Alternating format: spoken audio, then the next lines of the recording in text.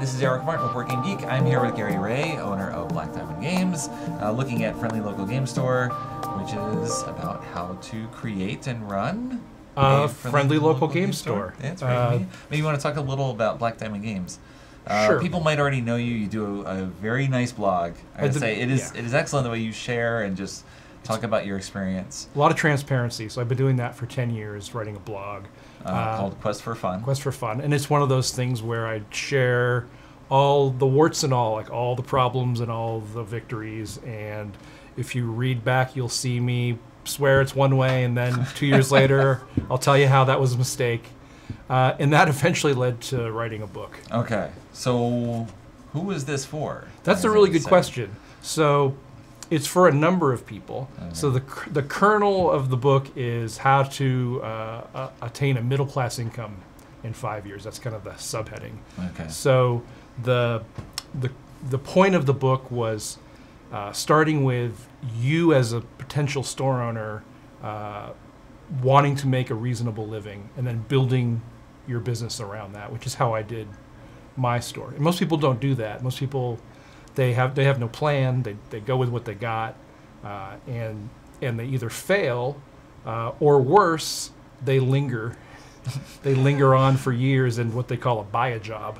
Okay. Where you've done it. You now have a shackle around your ankle. You can't leave the store, and you're kind of stuck. Okay. So this book is how to do it the right way to actually make money running a store, which is kind of unusual actually for game stores because the bar is so low. The bar, I mean, just to start. Okay. So you can start a game store with some boxes of magic cards and some folding tables and a month-to-month lease, and you're off to the races, right? You've got a store, but what do you really have? You know, you've got the buy a job. So this is basically how to plan, how to start thinking about writing a business plan, how to look at marketing, how to do all that. It also has, that's about half the book. The other half is a narrative section, which talks about all that terrible stuff that happened to me along the way. Because I wrote a book that I would want to read, and I don't want to read a book about how to start a game store. I already know how to do that. Right. I want to read about all the terrible things. So hopefully, I assume people can learn from as well. You can totally learn from it, and it's got a lot of general small business application. Anybody who's got a small business will immediately see the parallels. Okay. It's been a long time since I've done something like this. I've managed a comic book store in the late 80s. Right. And there was definitely along the lines where it's a business, but it wasn't like run like a business. Kinda. So we do $1 million a year in sales. So we're probably one of the bigger stores out there. And we've had to do some really crazy stuff. We did a Kickstarter for our expansion, and it worked. We borrowed like $100,000 from people who backed us on the Kickstarter after the Kickstarter succeeded, and that worked. Okay. And we've basically built a 2-story game center from all that, and it's been a lot of trial and tribulation and a lot of things that probably shouldn't have worked. Okay. A lot of scary stories. Do you talk at all about who should not do this? Like if you have certain ideas that you're starting out with. Exactly. So the worst example is you want to start a game store because you think you can do it better. That's the worst example because the bar is so low to start that yes, of course you can do it better. Anybody could generally do it better. Okay. So that's kind of where I'm like, well, at the very beginning, what do you want out of this, for real? And if you're not approaching it as a business, you're approaching it as a hobby, you don't really belong in the field. It's a very difficult business to be in. Right. And you should, and maybe you love games, which you probably should if you're starting a game store, but you should do it so that you're going to make a living that it's going to last, because in 10 years, you don't want to find yourself shackled to the counter making the same small salary you did when you started, and then your wife has left you and you've lost your house and all the terrible things have happened. Yes, many terrible things. Yeah, so I kind of have it for anyone who might want to start a game store, who likes the idea of a game store and is wondering how hard can it be, and this kind of gives stories about how hard it is. Okay. I think existing store owners will obviously want a copy, but I also think they should put it on their shelves because the thing about this book is, if you're not ready or you're not capitalized, it'll be a really painfully discouraging book. Okay. So, which could be good. Which is a good thing. Yes. Because good stores are good for everybody. It's a rising tide lifts all boats. Good competitors, every game store owner they'll tell you they don't like competition. What they really don't like is bad competition. Good competition rises it out for everybody, and everybody gains. But bad competition just drags everything down. And since the bar is so low, a lot of regions just have a constant churn of bad competitors that pop up and they last for 18 months and they go under and another one takes their place. So I'm trying to avoid that. Well, I imagine it's along the same lines how you find gas stations on matching corners, because it's sort of like people now know to come there. Yeah. So if you have good game stores in the same area, it's sort of like people will see it. And not always. A lot of think times it's so? price. Right? Okay. And price is the worst value proposition to give as a brick and mortar store, because you don't really have much room on price. And then they all go to the new pop-up store with the low price because they don't really understand their business model. That's not sustainable. It's not sustainable, and they fail. And you think they would all come back to the good store, but there's another one that pops up and does the same thing. Well, I mean, if there are actual good stores. I live in the Raleigh-Durham area, and there are several nice stores. They have good stores? All around, yes. Yeah. And it's good because this store on Monday night has this, and Thursday night has this, and this has this. That's good. And so there's lots of things where you can network around and meet different people and, We're interact in the San Francisco Bay Area, and the real estate prices are so high that we only have good stores, because the bad stores, they fail. They can't get in San Francisco. Yeah, they can't get a 5-year lease. Yeah. It's worth $1 million. There's just no one's going to give it to them. Yeah. So they just don't exist. But I have friends that have the Phoenix area and Las Vegas and parts of Texas where it's just nonstop pop-up store, because it's just there's no geography to constrain real estate prices, and there's no barrier to entry. So it's a constant battle. Okay. Yeah. You have anything you want to summarize as like most important lesson? I guess you already sort of had that. That I learned? Yeah. Plan, right? So write a business plan. If you're thinking about this book kind of doesn't write a business plan for you, but it gives you the kind of back of the napkin understanding of you mean how for like to plan. a 1-year plan or a 5-year plan, or a business plan just to start the business, which will, it doesn't, no plan survives contact with the enemy. But one of the things that worked for me really well is I had a plan, and then once you start the business, it's everything falls apart. And if you have a good plan, the plan still works. Okay. And the plan can get you through the dark times. So it's all about the more planning you do and the more prep work you do and understanding all the expenses. Income is just pulling numbers from the air. So...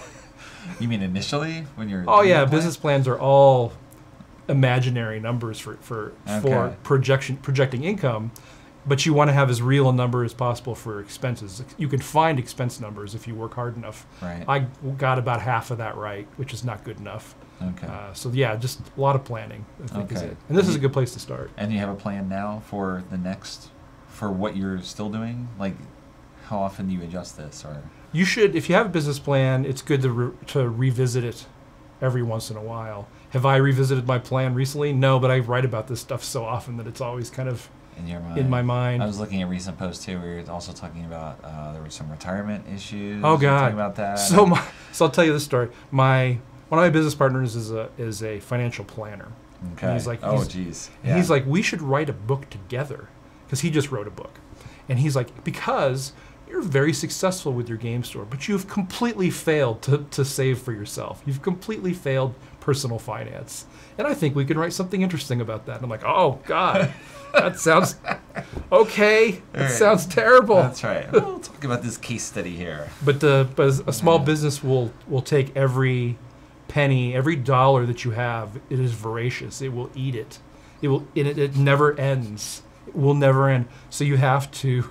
This is not really part of the book, but you have to, like, when you have a job, you save, you just take a percentage and you save. Even if you don't have it, even if you can't afford it, you do it anyway. Right. Because a small business will never be a good time to save. And if you start, I just turned 50, And I'm like, well, how much do I need to save? He's like, doesn't matter, not enough. Won't be enough. That's right. That is the words of a financial planner. Yeah, right. won't be enough. How much do I need for my kids' college fund? Whatever you can do. It's because it won't be enough. All right. I have a question. Yeah. Oh, What does a friendly local game store do to compete with the online stores? The biggest. I don't know. Yeah, that's a good question. So we do here. So how does a friendly local game store compete with an online store? right, and why? And you mentioned price is an issue. Definitely, there's different price concerns when you have a physical. So the killer app, your like unique value proposition for a friendly local game store is if you've heard of third place theory, right? Yes. That's everything for a game store. A game store needs to capitalize on third space. They need to have play space. They need to have events. It's a place where people come together as part of the, not just gamers, but as a community resource. It should be cheap, and there should be concessions, and it should be people you know, and that is that kind of killer app, and that's where game stores really succeed. And when I opened a store, the first store I opened didn't have any game space at all. Right. And I opened a second store with the same inventory, and I was not sure, a much bigger store. I wasn't sure what was going to happen. And but I added like 1,000 square foot of game space, and that 1,000 square foot of game space increased our sales by 60%. So that was third place in action. And our next step for what we just did, we just spent $133,000 and built a second floor on our game center. So we doubled down. I could have started another business with that amount of money. Right. I could have done a lot of things. I could have started a coffee shop. I could have done all kinds of. But I believe in that third place, and it's effective for sales, and that's the future of retail is for everybody. Because people are being introduced to things by other people. People have no social outlet between home and work anymore, especially in the suburbs, where everything's been designed to keep people segregated and separated from each other. So third place in coffee shops and game stores, that's becoming a valuable thing. It's recognized now as a valuable thing. And our city was very supportive of our giant build out. I was very suspicious. I thought they would be the enemy because most game stores, people hear gaming and they immediately think gambling. They think of kids in the parking lot on their bikes, which they don't do anymore, I don't think. And in my first store, it was very difficult. I wasn't sure if I was going to get a business license. Right. And with the construction, we sent our architects to the city because I didn't want to be involved. And they loved us. They thought what we were doing as a community center, having a place for the kids to go, right. They thought that was a valuable community resource, and they backed us, and they sped our permits through the processes, and it was wonderful.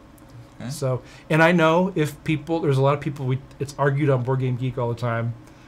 If you're a online only board gamer and you're kind of an alpha gamer and you already know what you want, a lot of people don't think there's any value to that community. They know what they want, they can do their own research, they have their own friends, they meet, they do their thing. But a lot of people don't have that. Most people don't have that. I would argue that is not most people. That is a very specific segment of our audience. Yeah. They think they are that. The arguments I get in with them is they think they are a larger percentage than I think that they actually are.